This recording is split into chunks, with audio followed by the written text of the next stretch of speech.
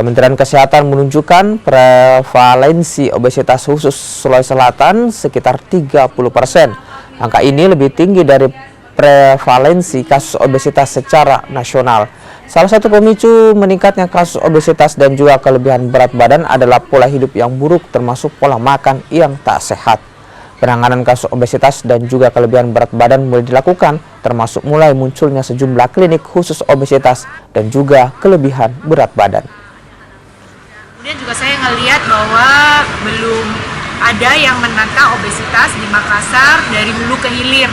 Kan tadi saya udah jelasin bahwa untuk turun berat itu bukan cuma kecantikan aja. Jadi kalau di Makassar saya ngelihatnya kliniknya tuh klinik slimming dan estetik biasanya. Nah, kalau kita melihat bahwa turun berat itu bukan estetik sebetulnya, ya kan, melibatkan gizi, kemudian cara mikir, kontrol diri. Ini ada treatment, ketemu dulu ya sama dokter, ketemu sama ahli gizi, dilihat nih masalahnya ada di mana. Siapa tahu problemnya lebih karena hormonal atau dia ada gangguan yang lain, namanya gangguan penyakit komorbid ya. Penyakit yang lain ada apa enggak?